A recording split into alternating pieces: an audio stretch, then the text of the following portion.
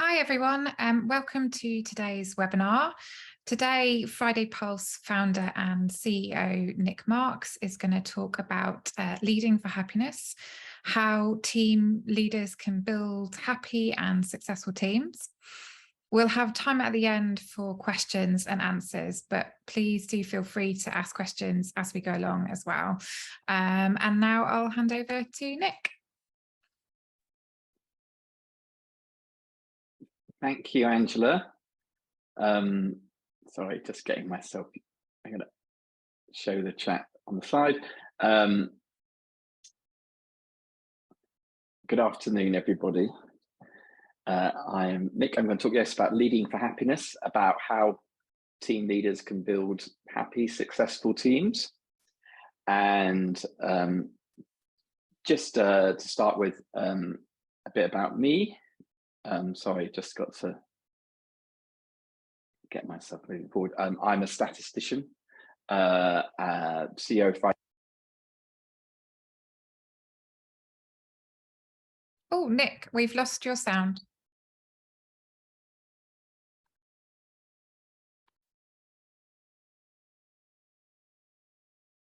Were you saying my sound was wrong? Oh, there we go. You're back.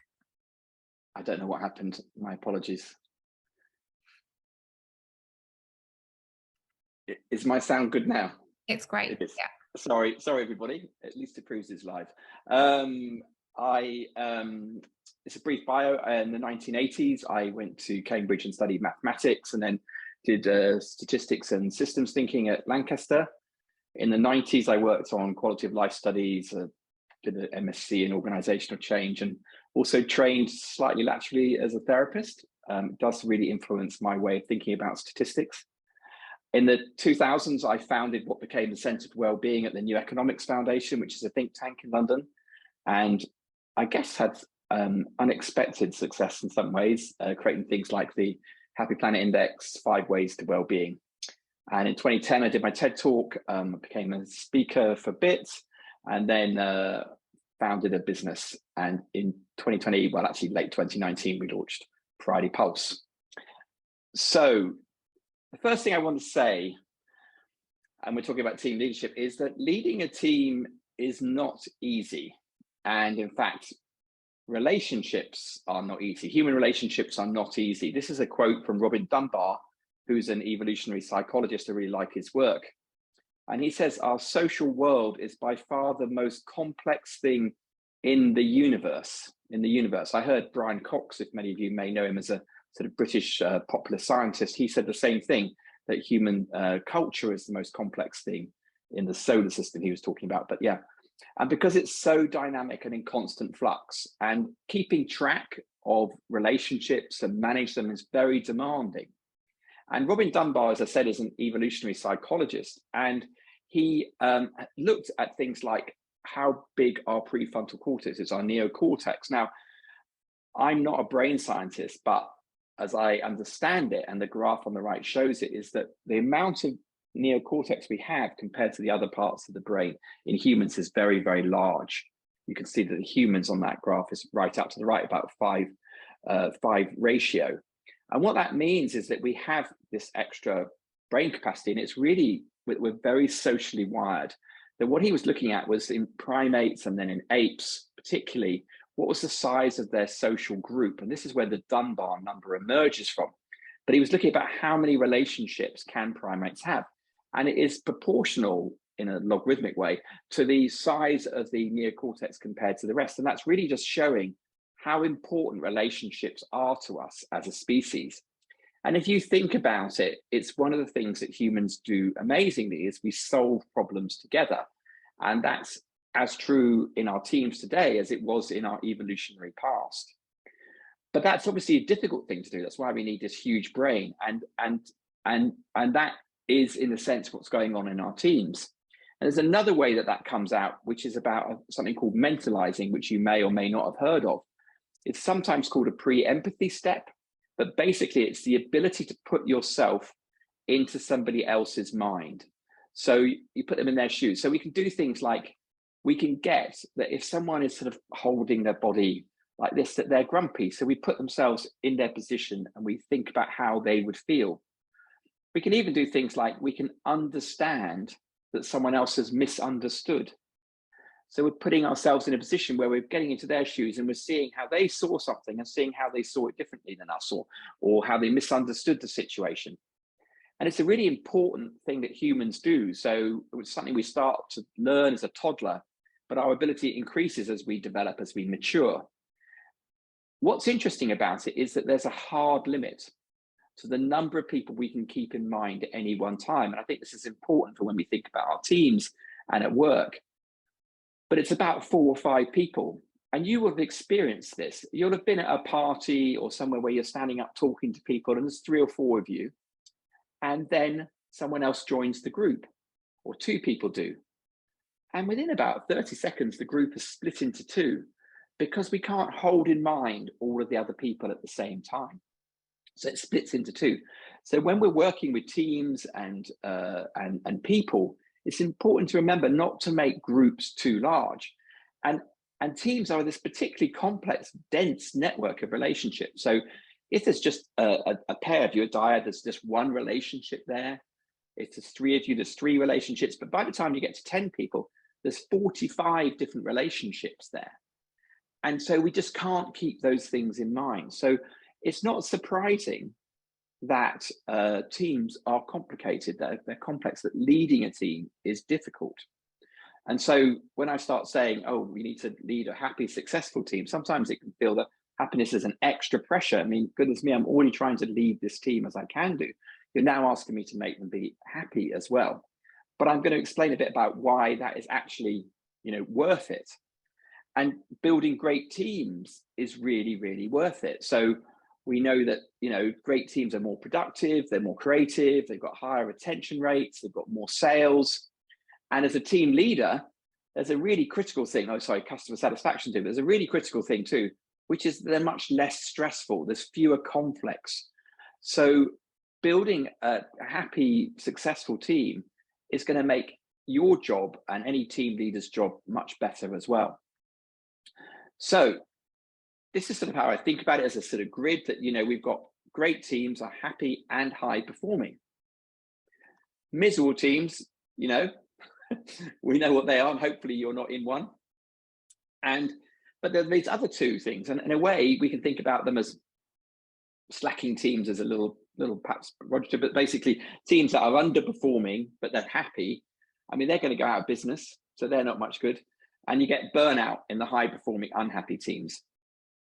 So you're going to lose members there. So really what you want to do is be up at the top.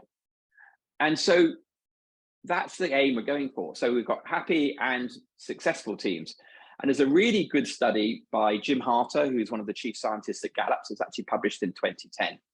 And it was looking at the pathway analysis. It's basically looking for the relationship between happy teams and the financial success of teams.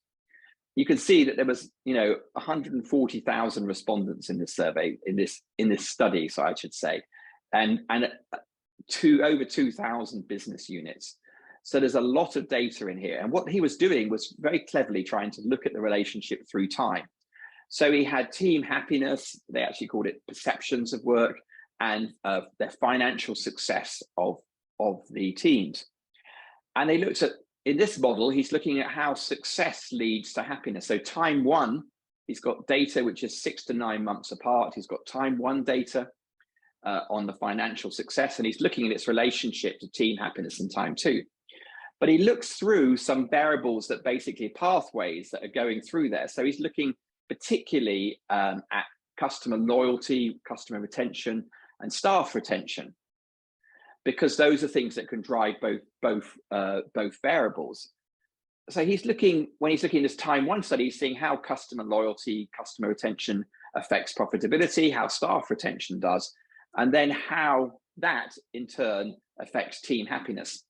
But because this is structured equation modeling and he's looking at the pathways, he's holding these 2. So there is a relationship directly from customer loyalty to happiness at time 2. So customer loyalty time 1 to team happiness, staff retention. So it's a very sophisticated study. It's I can read the papers and understand them.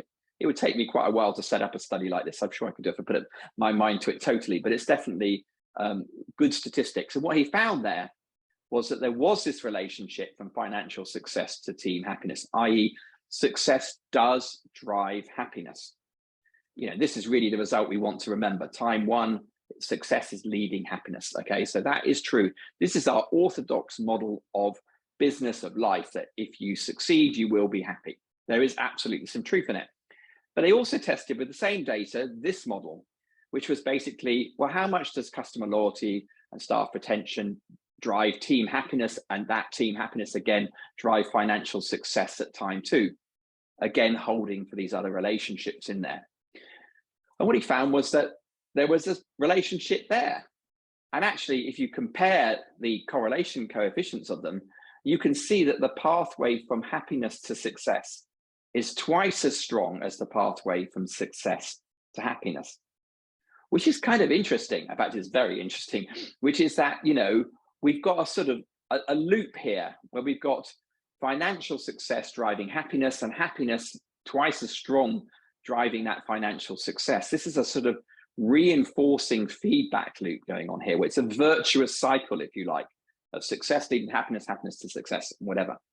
But a great place to start is with the happiness, because that stronger pathway at the top there means that you've got more chance. So if you're investing in improving team relationships or something like that, you've got more chance of there being success. It is absolutely clearly not the only thing that's driving success.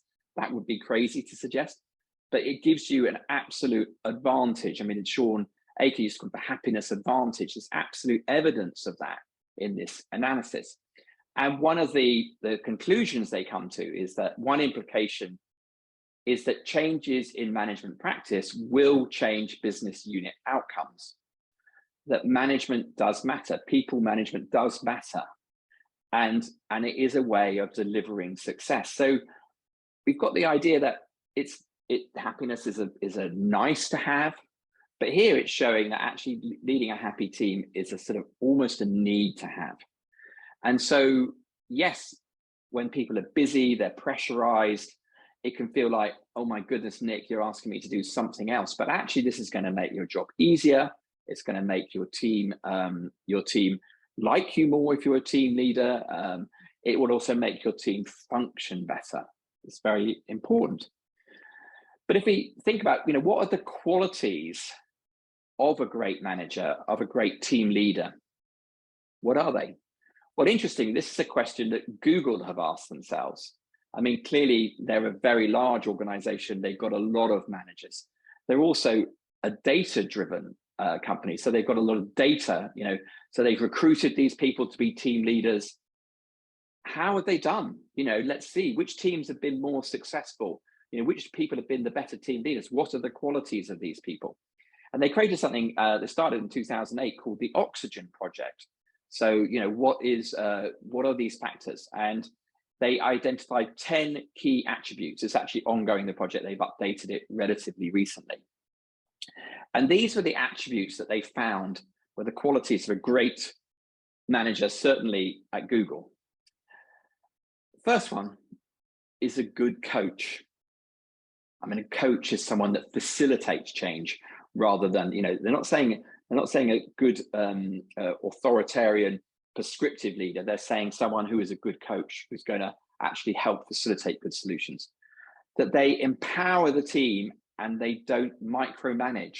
Nothing worse than being micromanaged. There's times that we need to learn and we need to be learning things. But actually, if you can empower a team, then obviously people can use their strengths and shape their own work. That they create an inclusive team environment, showing concern for success and well-being, happy and successful teams, inclusive, including people again, is productive and results orientated. Fine. Obviously, this is work, is a good communicator, listens and shares information, supports career development and discusses performance, doesn't avoid those conversations, talks about them all of the time, has a clear vision and strategy for the team, has key technical skills to help advise the team. They know the job that they're doing and collaborates across Google and is a strong decision maker. And Ange, I presume you put the link in the chat. I haven't got the chat open, but you've done that, haven't you? I have put the link in the chat to the Google project, yeah. Perfect, thank you. So people who want to see the link to the project, Angela's putting the links in the chat. So if you look at those, what's really interesting is that at least 7 of them are soft people skills, are soft skills, so-called soft skills, they're people skills. And they're not, yes, there's the technical skills in their tail and there's the results orientated, but 7 out of 10 of them are about the people side of the business. And that's kind of interesting. And it's going to become particularly interesting when I show you some data on how under-skilled and under-trained we are about soft skills. So, they matter, but when and do team leaders learn them? How do them? I mean, what's happened certainly since I've been in the job market is that those graduate management training schemes, they hardly exist anymore. There's very few jobs that younger people, some of you might have kids, I've got kids leaving college, they're not going on management training courses, they're going straight into jobs, yeah. And there are very few organizations that offer training to team leaders and managers, and the training can often be really quite brief if it is there. And this is data from the UK Employer Skills Survey. So I should have written the top. And it's showing that this is only data from 2011. So I haven't got data going back decades. I think there's been a decline over the decades. But you can see just from 2011, we're starting to see a bit of a tail off in 2019. Only 61% of employers are offering any training at all in the UK, 61%. So 39% aren't offering any. And this survey, which is repeated every 2 years, they didn't do in 2011, in 2021. It's in the field right now. So we won't have new data for another 12 months on how the trend has gone there. But I wouldn't expect in COVID that has gone up. They also look at what types of training that the employers who do train offer. And you can see that the most popular is job-specific training. Then it's health and safety. Then it's induction. Then it's training in new technology. And then right down the bottom is management and supervisory training, which is only now 32% of those who actually train offering it. So we've got very little management training going on at all, even though managers make a huge difference to the success of the team. And the Chartered Institute of Management say that the UK is a nation of what they call accidental managers. And if you do the maths, like 61% of firms are offering training. Only 32% of that training is about management skills.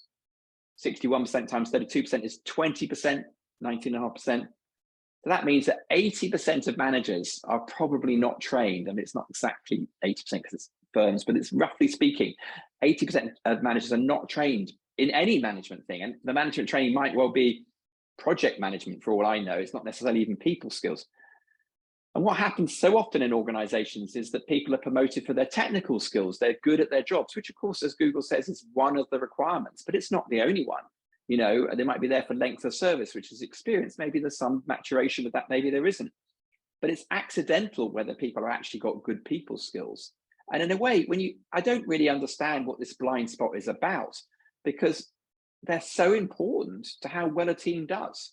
In fact, I forgot to put a slide in it now, I remember it, but there was a link to a Gallup piece of research which said that 70% of the variation in engagement is down to the team leader. 70% of the variation. I haven't quite managed to repeat that in looking at the happiness at work, but I do know that the team shapes people's experience much more than the whole organization. So the team, the local microculture of a team shapes a person's experience much more than the overall organization. So it's very, very important that managers are good people leaders, and yet we don't train them, which is kind of crazy. And even more crazy in the UK, when we have this huge productivity crisis. This is data from from the UK government on the productivity of the UK economy, which is GDP per an hour. And what you can see is before the crash of 2008, we were on this pathway, which was ever increasing productivity, which is what we would expect in an economy as it matures. But we're miles off that line. We're not even off the line when we started to recover from the 2008 recession. We're way below it. And there's a lot of talk about the UK productivity crisis. And everything that the government talks about it is about what they call STEM learning, which is that, it's about investing in science, technology, engineering, and mathematics. It's not to say they're not worth investing in, but what about people skills? There's no mention about people skills. And yet people skills are what really drives productivity at a team level. So they must be what drives it at a firm level, and they must be what drives it at a national level. Those stats are all going to add up. And so, yes, we want to be ahead with some technology, but we also want to be able to, turn that creativity that we certainly have in the UK economy, and I'm sure it's the same in the US. We need to turn that into innovation, to repeatable products, to systems that work. And all of that requires people skills. It's not just an engineering project, it is a people issue. As I said, relationships are the hardest thing we do. We've got a large prefrontal cortex to do that. So it's really, really critical to do that. There is a little bit of rearguard action that people are trying to say we should think about STEAM learning, which is adding the A, is adding the arts in. And I'm fully in support of that, because the creative arts and actually just, writing skills and, understanding literature and how people work is a great way. Seeing the connections between things, actually people who are creative are seeing the dots between things, seeing the bigger picture, all sorts of things. A lot of technology is very detail orientated. Relationships, you have to see the bigger picture much more. So that, I'm pro that, but it's so way behind the main investment in government. So I think we've got a crisis here. I don't think it's just to the UK economy. I think it's a real blind spot that we're not thinking about, the quality of people management in the UK. And this idea, that we have a reinforcing feedback loop, we have success leading to happiness leading to success, is kind of how I think about how learning happens anyway, as a feedback loop. It's always a very, very process orientated process. I'm repeating myself, but basically learning is something that we do and we build and builds for us. And for those of you, that are interested in things like action research, we know it from that action research and action learning cycles are really the recognition that even a researcher, if they're doing a project, is involved in the project and they're influencing it. And so one of the ways we can understand systems is to get involved in them. Well, clearly, if you are an HR lead, a people leader, team leader, you're involved in the system you're in. So you can plan with your team, you can act together, but then you need to reflect on what's gone well, what didn't go well, how can you build on that, how can you tackle it, and learn and then repeat. It's sort of eat, sleep, pray, repeat, or whatever it is, but basically it's a cycle, it's cyclical. And if you get the cycle right, you have a sort of virtuous spiral going up. Now, that's great. So I like action learning. But what I think is really interesting is if you actually look at people who are studying educational systems and how learning actually happens in schools and colleges. And this book, you may or may not have heard of it, called Visible Learning by John Hattie. The Times educational supplement called it Teaching's Holy Grail. He does a meta-study of meta-studies. I mean, it's such a massive study. It's like 850 meta-studies, and he looks at the links between them. And he starts identifying how does learning really happen between the teacher and the pupil. Where is that? It's about that engagement between the two of them. But he talks a lot about how really good learning outcomes happen when they set together clear goals, when there's a repeated practice, deliberative practice, if you like, about how you're working. And there is consistent feedback that basically feedback is useful, helpful, helps show the learner whether they're on the right path. They've set the goal, it's whether they're on the right path. And these qualities, I think are very useful to think about how all of us learn. We have to have a learning goal. We have to do good practice to get there. This could be learning a language. I want to learn a language. I want to go to Spain and be able to order meals. So that's my goal. I need to practice my tapes or whatever. And I guess you should be listening back to yourself, or you should be talking to someone in Spanish or something to get the feedback about whether you're getting better or not. So this is a really nice model. Just one thing to say about his book, if you start looking at it, is that it does have some statistical crimes in his original book, in that he's not a statistician, and he's just used statistics wrong in certain places. But what he's done is he's creating a rank order of the effect sizes, but it's the way he describes the effect sizes are really not correct. Actually, his rank order wouldn't change if you did it. So his findings are perfectly good, but you will see a lot of comments about that there's some problems with his data in his book. But it isn't actually, it's hugely popular in the education sector, and it's been hugely influential because he's basically describing the learning process. So I've had a look at it, and I think, yeah, he's got it wrong, but it actually doesn't change his implications of it too much. And you can think about the visible learning system as, how do we help our leaders, our team leaders do it? How do we help them build happy, successful teams by setting goals and repeated practice and having constant feedback? So hopefully without any statistical crimes. So if you look at these qualities of a great team coach again, you can see that there's overlap with what John Hattie's saying. So you've got set clear goals, productive, results orientated, concern for success, clear vision and strategy. Those are all about goal setting in some ways.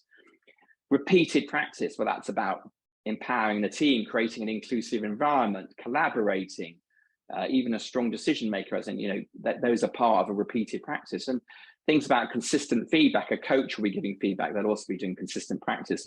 Good communicator, listening, shares, supports career development, has the key technical skills so that you can actually help people, guide them on how they're learning towards the job.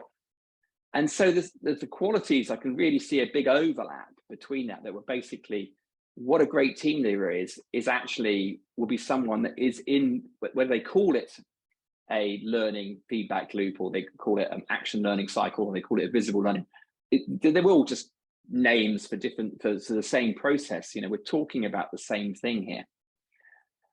So learning on the job, we're not going to suddenly get the whole economy to start investing in training. That's not going to suddenly happen. And particularly, there's a particular pressure, I think, why training is losing traction in businesses. And some of you may be trainers and you may be experiencing that sometimes. And I think one of the big drivers, there are certainly the firms and companies and organizations that invest in training brilliantly. And I'm not saying training isn't great. I think training is great. I'm just saying, I don't think it's where people are necessarily spending their money. And one of the things I think that you've got some sympathy from the employer's perspective is that obviously tenure has been shortening over the last few decades. So people are staying less long with the same organization. So there must be a feeling from the employer that we're investing in this and then they leave. So how do you make it in both parties self-interest that people learn as they're doing the work, and that learning is systematic? And again, I don't think this is bad. As a management thinker, Charles Handy, must be now in his 80s, who I always have liked a lot. He's written a lot of books. He was a professor at London Business School. He was voted one of the top 50 thinkers, all that sort of stuff. But he says the best learning happens in real life with real problems and real people, and not in classrooms. So not all is lost in the idea that we need to learn on the job, but we need to make sure that the learnings are systematic and people are taking advantage of them. And so I think what we can do is we can create active, visible learning cycles, if I'm not mashing too many words together, for team leaders. So set clear goals. So the business goals, the team's well-being. So what's the team's North Star in terms of its business goals? What our focus for our team culture, our microculture of our team, how people are working together, the relationships, the psychological safety, all of that sort of stuff. Establish a repeated pattern, particularly of meetings. And I know meetings get a bad press, and I think there's a lot of meetings which can waffle along.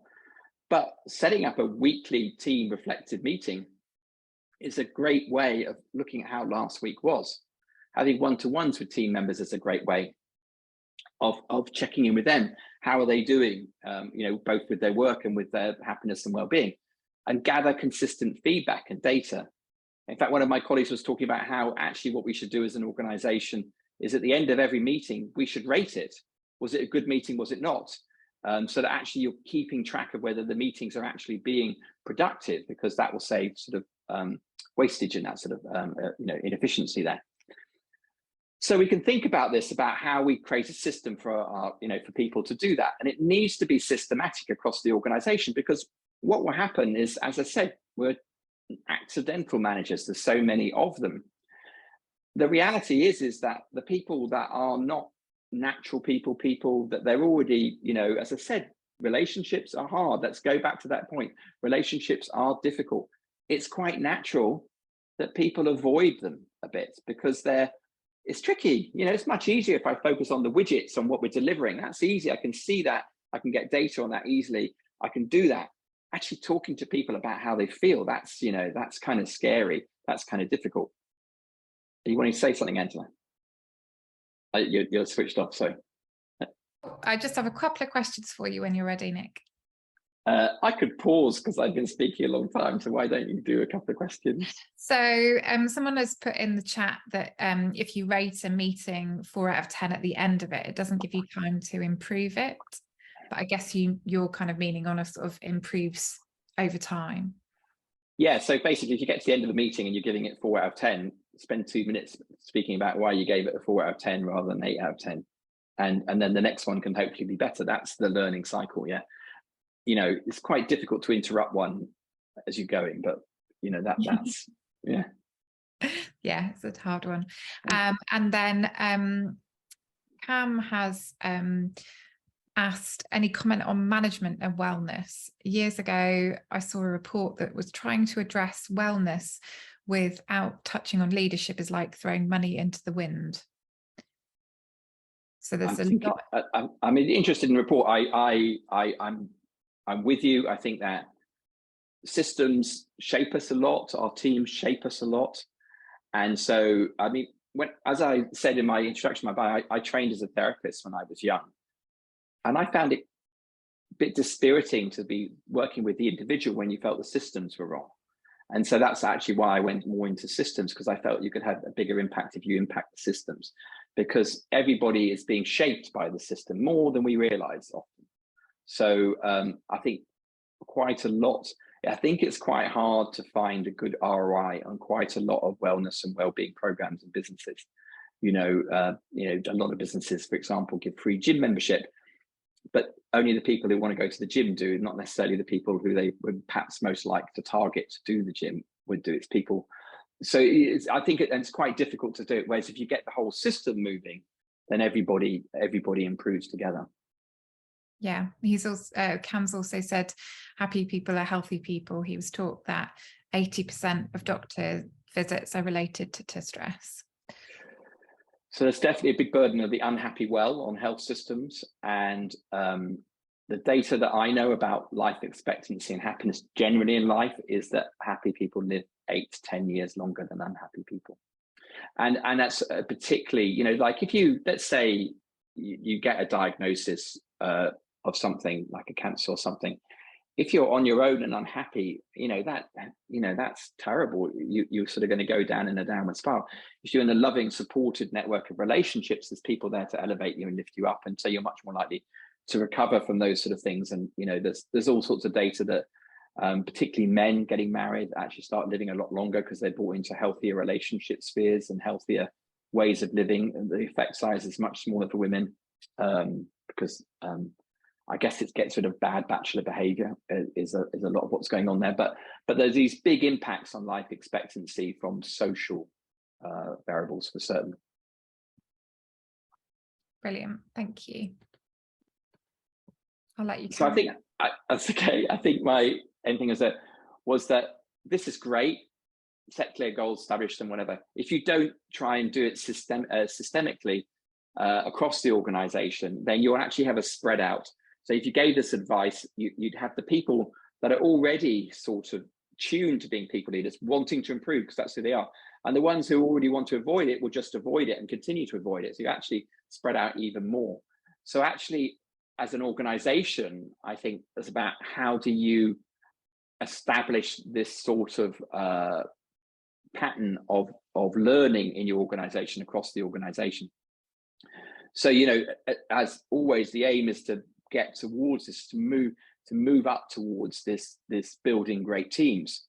And what I want to say is that that's how we've designed Friday Puffs, is to help with this people side of this. We're not going to be experts in what your business is, but we can help you and help your people understand more about their people side. So, by creating data on how happy your team is or teams are, you can see improvements or setbacks. So this is actually real data from someone who's using our free team version, and we know that they wanted to turn around an unhappy team. You can see back in October they were scoring very poorly, and it doesn't happen overnight. This team leader has been building on this for months to start getting into the green, but they're getting there because the repeated practice and the feedback they get every week is helping them build towards being a happy team. And so we build this feedback loop around a weekly feedback loop. So, our way of thinking about it is that you measure, say on a Friday, how happy was the team, you meet and you talk about last week, and you build on successes and tackle frustrations. It's an action learning cycle. It's a visible learning cycle. It's about doing that. I call this one feeling fast. There's a hair in there because it moves very, very quickly, and it's about lots of little learnings. So building is, you can think of the building on successes and tackling frustrations as like friction and flow, getting rid of friction, helping flow. And you're trying to sort of help solve your problems as a team together. And that's, the measure is we ask people, how happy were you at work this week? It's a question, probably some of you may have heard my webinar on the difference between engagement and happiness, but, it's a question everybody can answer. How happy were you at work this week? From the CEO to the newest starter, you can answer that question. Whereas if I ask you how engaged were you, people don't really know what the top of that scale is. If I ask you about your well-being, it's quite nebulous, they don't know. Whereas happy, we know that, we understand that. It's such a strong signal in us that we can answer this question.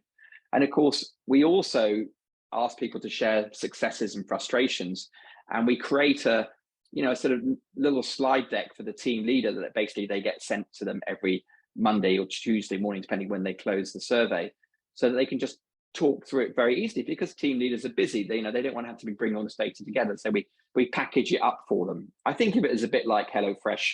If any of you ever use HelloFresh, where you get a box with your food in it and the recipe and the menu or whatever, and you bring it all together and you cook it. So you still cook it, which is great. So here you're still using your people skills, but we're just giving you the data and the things that you can talk about, so you can have healthy, good conversations every week. And from an organizational level, the thing to really track, yes, you're going to track happiness, but it's also to track participation, because that's showing you whether it's systematic across the organization. Because inevitably, when you try and put in a system like this, you're going to have hot and cold spots. You're going to have people that are doubters, people that just want to avoid it. They don't want to open the Pandora's box of asking about how people are every week. But of course, in the box is the treasure. And so, and actually, pretty rarely is there something terrible in there, because you kind of know, things that go off smell, if you know what I mean. So it's like, actually, much more likely there's going to be things in there which are good. And also, if there is things that are bad, they're much better out, because, once a problem is shared and aired, it actually starts to fade or can be tackled with, or it becomes transparent about what needs to be done. So it's good to really track that. You can obviously look at the happiness data, and you're looking for an early warning system here. So, if you were looking at these results across your organization, you'd want to know what's going on in client analytics and data science this week. You'd actually have trend data on this as well. But that very simple question is capturing the good, bad symbol. Has people's work gone well or not? And that is a sort of data-rich feedback loop. We also have another cycle, which is a quarterly deeper dive, because it's great to know whether people are happy or not. It's great to know about their friction and flow in their daily work, but then there are more deeper cultural drivers, ways of behavior, values, if you want to. And so this is a slower, more reflective, this is a step out of our day-to-day work. Let's think about the bigger picture. So this is more in the sort of orthodox action learning cycle, which you're taking time to plan, analyze, act, in this sort of way.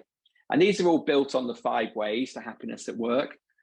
which I've talked about previously, which Angela, well, at the end, I'll put a link to, I'll show you where you can download a paper on them. Angela might have one, I don't know, there. Sorry, bounced you that in real time, Angela, apologies. But these are the 5 ways. So these are all based on what we know drives good experience at work from large studies that we've done. And they are connect, because relationships are the sort of cornerstone of our happiness at work.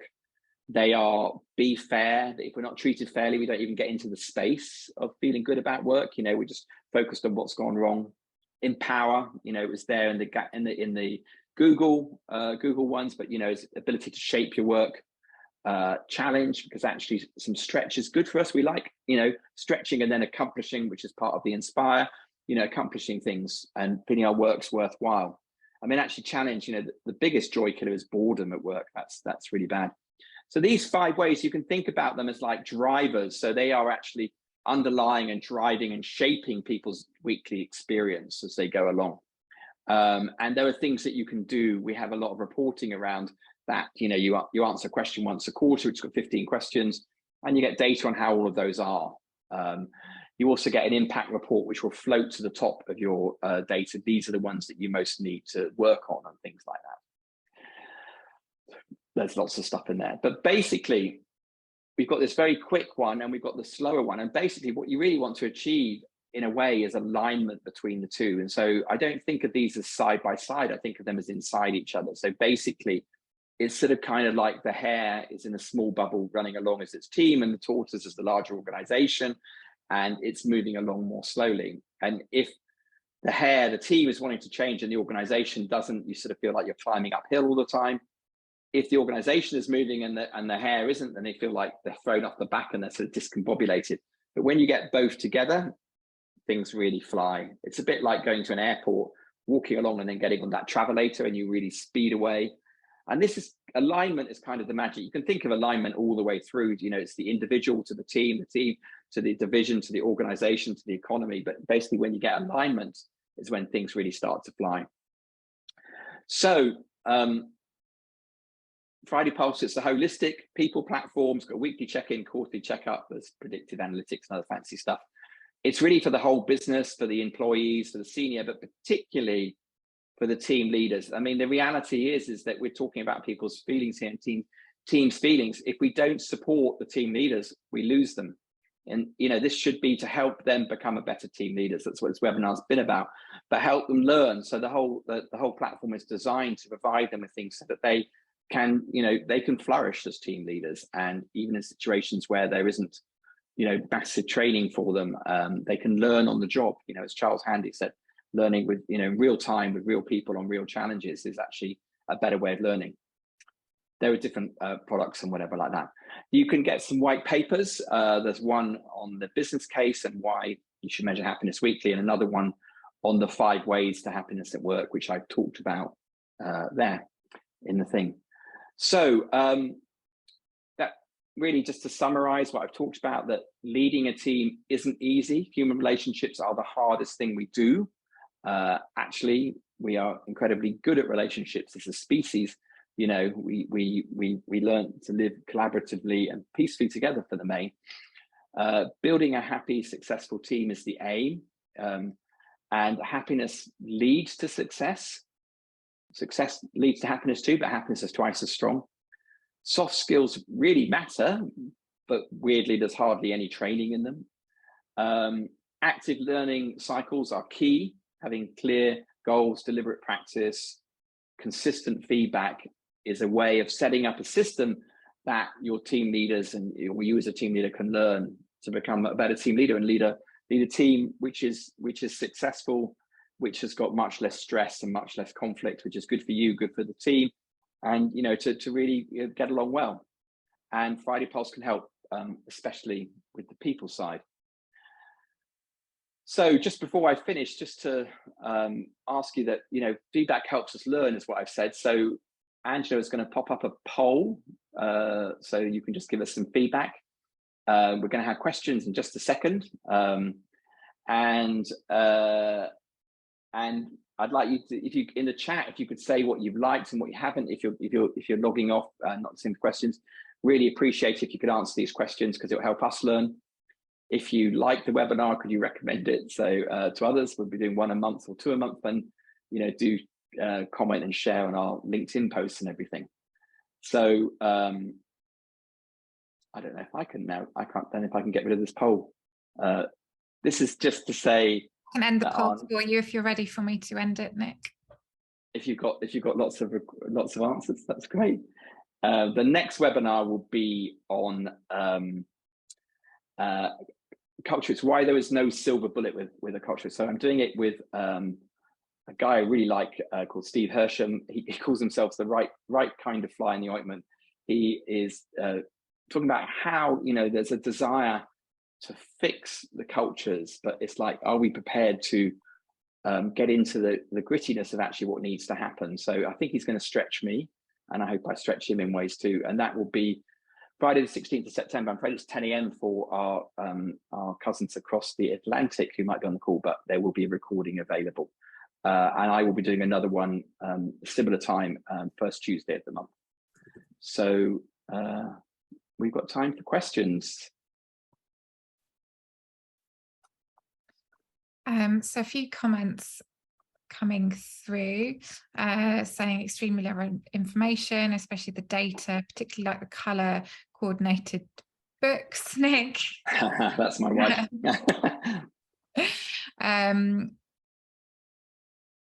So people want to post in the Q&A, particularly to separate out comments. So if you've got a question, please post it in there, and yeah.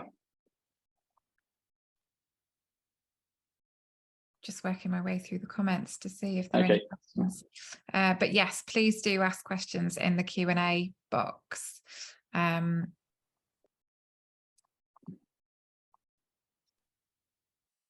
been, with this background, personally like the background, I've been recording little short videos to go in our product, and it's going to be a sort of happiness academy, basically building this ideas about supporting team leaders and other people. And I started playing with the books here so that you can read, so that whatever I'm talking about, there should be a book there that is relevant to it in it. I've been trying to be a bit mischievous with it. I haven't done it today, actually. I can see that there's one Q&A come, isn't it? Yeah, it's from Dee, and yeah, we'll be sharing the recording afterwards. So you can expect that in the next couple of days, Dee.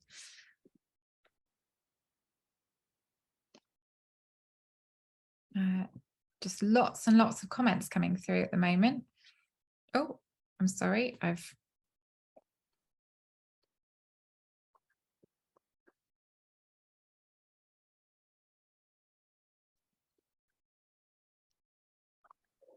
lots of fantastic sessions, lots of people liking your books.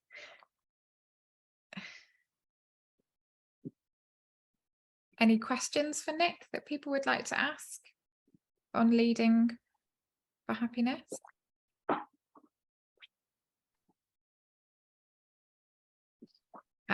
So Shukanth has said, how does a leader handle compensation related disparity and dissatisfaction among team members? Oh, couldn't get my tongue around that. I mean, you're in the be fair space there. So it's actually a question we don't have in the culture profile at the moment, because it's not a question to be repeated every quarter, but I've often asked the question about fair pay. Do you feel you're compensated fairly for the amount of effort you do? And when people feel that they're not treated fairly, it blocks everything else. And so I think compensation and pay should be off the table. I.e. people are paid, fairly for what they are, but actually paying them more is not massively connected to more motivation. That does not mean to say you should underpay people, but it's basically making it so that it's fair. So transparency is there. Now, I don't know what system you're in there, and that's not easy. And some people's systems are not at all transparent, and people then start talking behind backs. So that becomes a bit corrosive. I think the only thing you can do as a team leader is what's within your power and be as authentic and honest as you can be with people. And Estella said, can you learn to become a better, stronger decision maker? Where can you go to do that, get better at this? So quite a lot of people, in fact, maybe nearly all of us, have a tendency to procrastination and putting off particularly what we consider difficult decisions. And it's rare in my life when I've had to make difficult decisions, it's rare that I've made them too early. It's normally too late. And in fact, I remember speaking with my father's died now, but he was a businessman, but speaking with him once about, I needed to make some redundancies. And I said to him, it's a difficult decision, Dad. And he looked me straight in the eye and he goes, it's not a difficult decision. It's an easy decision. It's difficult to implement. And, that really helped me because, it made me realize, yeah, the decision, I know what the decision is I have to make. It's the implementation of it that is difficult. And of course, then you've just got to grasp that nettle and get on with it, whatever it is. So I think if you've got difficult decisions, I think separating out what's the decision and what's the implementation, it might be the difficulty is here. And so at least that allows you to move on with the decision. And then you've still got to cross that bridge. I mean, there's that wonderful children's book, We're Going on a Bear Hunt. I read it to my children a lot. And if any of you have got young children, you might have read it. And it's like, we can't go over it. We can't go under it. We've got to go through it. And sometimes there are things in life we've got to go through. We can't go round. We can't avoid them. So we have to get on with them and get on with them. But that would be my advice, which I felt was good for my father. And then we've got a few kind of Friday Pulse sort of more technical questions, which also go into the sort of methodology. And one blast from the past here. So Travis is saying, with Friday Pulse, does the survey takers see their own results versus others who've taken the survey, like Happiness Work survey used to do? I'll say again, so Happiness and Work survey was started about 4 years ago. Blast in the past. So does the survey taker see their own results? Yes, they do. Versus others who've taken the survey, which again, yes, they can't see individual scores with Friday Pulse, but you see your team scores. We basically, anonymity is a balance to be made, and so what we do is we in our product we never share your score individually with anybody else. Nobody else could ever see it. You can trust that because it's not worth us colluding with any HR or anyone to say, oh yes, of course we're sharing you behind the scenes. No, it's not, just not worth our while. So we that's a hard thing, but then we gather scores together, so team scores come together. So if you and the team of 5 people, you would see your own score and you'd see the 5 people together, which would include your score. So there are some things which are individual for you and there are some that are systemic. That being said, we do have a sort of a free personal tool, which is a bit like the Happiness at Work survey. It's actually based on a culture profile, but you could do that.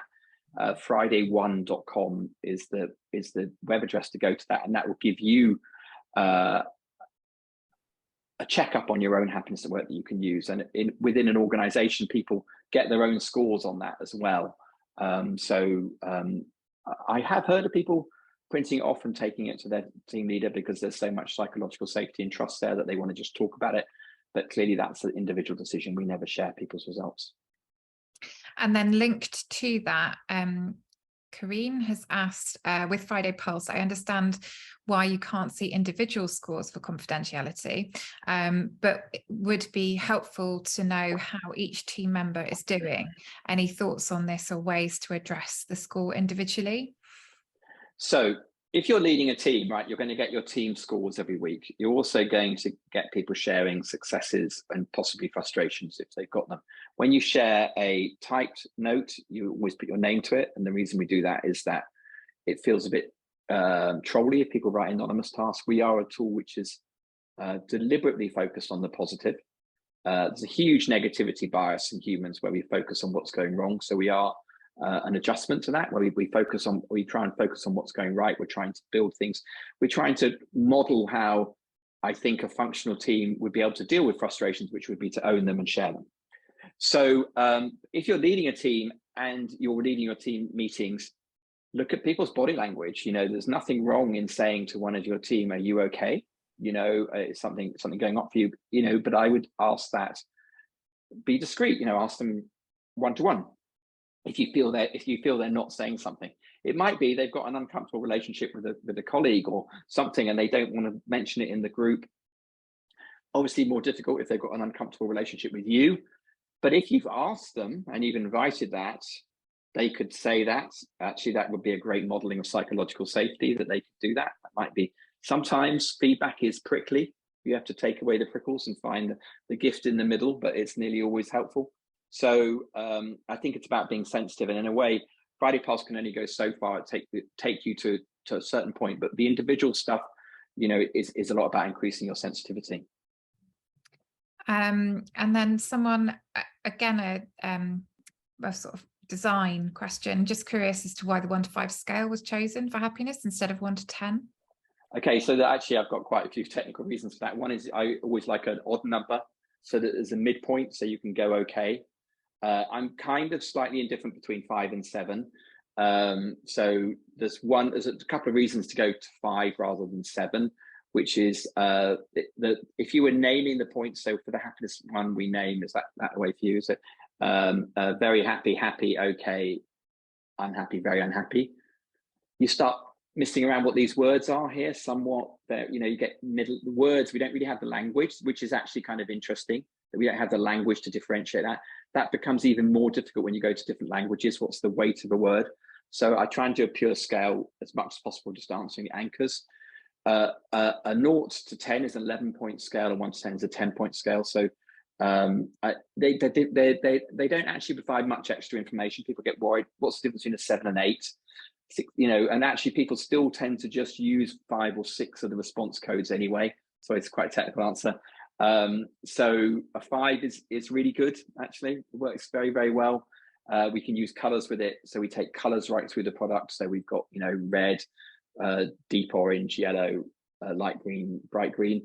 So, we can take those colors through and they're grounded in it. So I'm very keen on the 1 to 5. And also, just incidentally, on a mobile phone, 11-point scales are really difficult. Fat fingers, fat thumbs come in and you miss the wrong one. So it's much easier with a 5-point scale.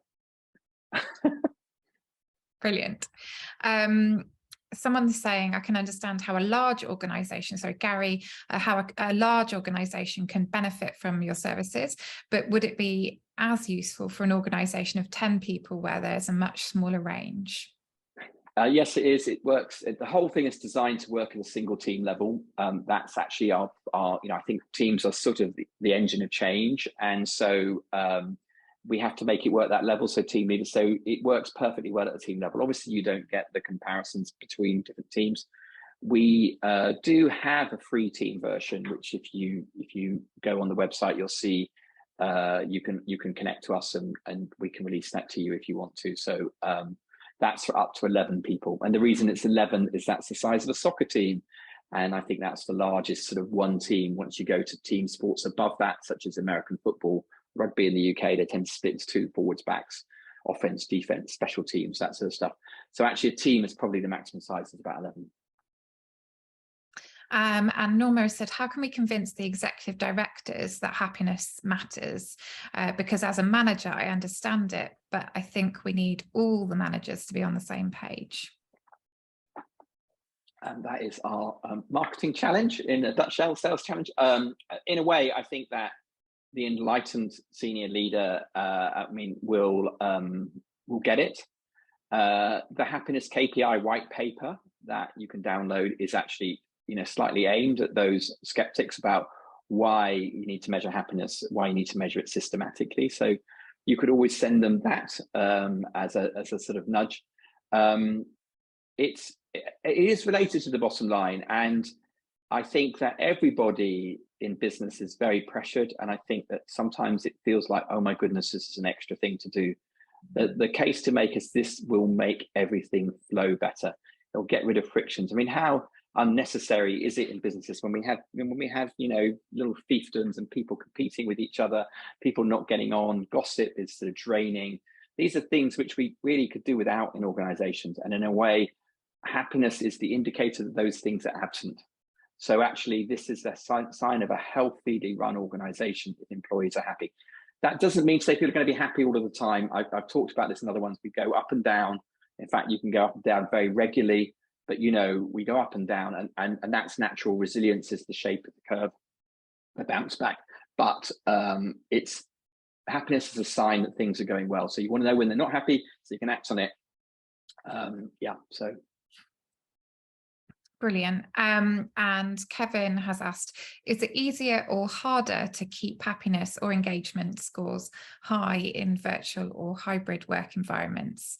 Are there any strategies that you would recommend? To be very honest, Kevin, I can't give you an empirical answer for that. I don't know. I think that we obviously track data through the pandemic, and we've seen people go from being fully present to remote, and there was all sorts of things going on there, which but lots of organizations have recovered back to their pre-pandemic levels, even though they were remote and virtual. I think my strong feeling was hybrid is the model of the future. I mean, rather than fully remote, I think that fully remote will work for some organizations, particularly tech-based ones and things like that. But you've basically got an organization of subcontractors then that haven't really got a sense of the culture. I know that we love meeting one day a week, don't we, Angela, as a team, and we make effort to come in together. And it's as much to see each other, to, we can do meetings online. We can actually do pretty much all of our work online, but actually there's something that's missing from that, and the collaboration, the getting to know each other. I mean, we recruited people during COVID, and it took quite some time to meet them personally. And it was much nicer once you had. So I think those things, the gel that holds things together. So I think hybrid, I mean, obviously some people can't work remotely, that's just the nature of their job, but I think hybrid is the future, really.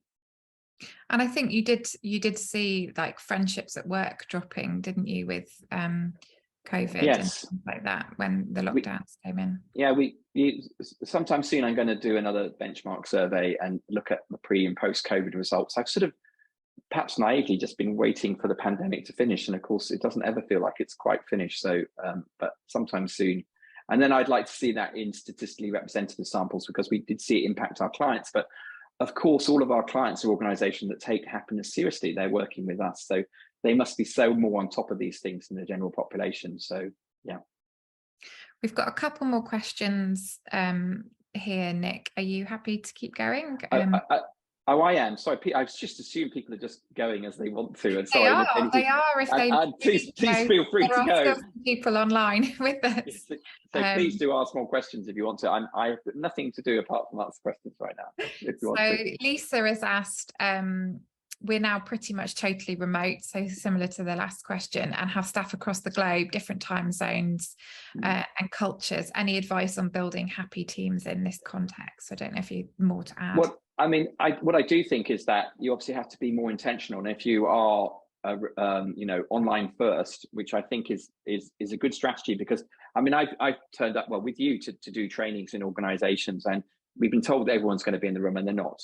There are people remote when you're doing it and things like that. So I think being online first is great. You have to look, if you've got some people in one office and a lot of people remote, you've got some issues around equity and making sure that you're treating people fairly, that you're promoting people fairly, that you're not just biasing towards the people that you know.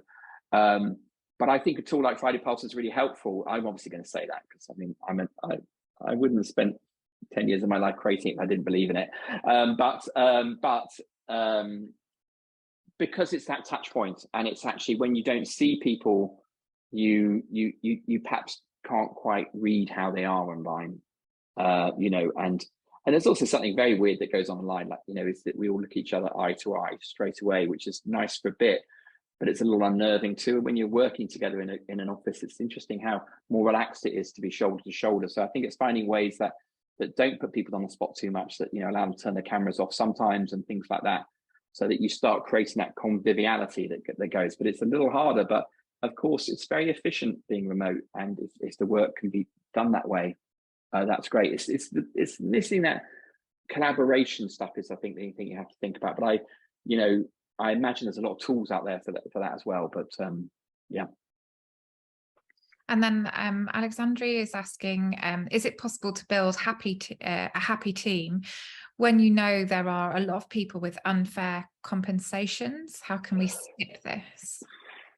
I mean, you're working from where you are, and you know, in life, things are never completely fair, are they? I'm thinking of Alice in Wonderland and the Red Queen going, fairness? You know, I mean, you know, whoever thought we should be fair? You know, it's like, I do think it's better when organizations are fair. You're sometimes working in imperfect systems. That is a reality. And so it as a team leader, and sometimes team leaders are under enormous difficulty with this, where they're pressure from above and below, and they're squeezed, and you know, how much are they open with their team, how much, you know, they might have information out here which they, you know, it's awkward for them. That then I think is, you need supervision, peer-to-peer or mentoring, and asking people in your organization, how do you deal with that? You clearly have sometimes, and there are things that you as a team leader that it wouldn't be appropriate to talk about your team with. I don't think that's a unreasonable thing to say, but how you handle that, you'll need support for it. I mean, if I think back to my time when I worked as a therapist, therapists very much have supervision. You know, basically they talk to a client and there can be things that's difficult for them to deal with, and they talk to their supervisor or to their peer group about how they deal with that. So I would take advice in your organization. If you've got a mentor, and if you're unsupported in that way, try and find someone outside of it you can talk to, coach or whatever. Brilliant. Thank you. So that was all of the questions. Thank you so much, Nic, for taking us through all of that. We will be sending out an email in the next couple of days with a link to watch this webinar again if you would like to, and you're welcome to share it with others. And we'll also include the link to sign up to the next webinar that Nic mentioned earlier as well. Thank you very much. Brilliant. Thank you so much.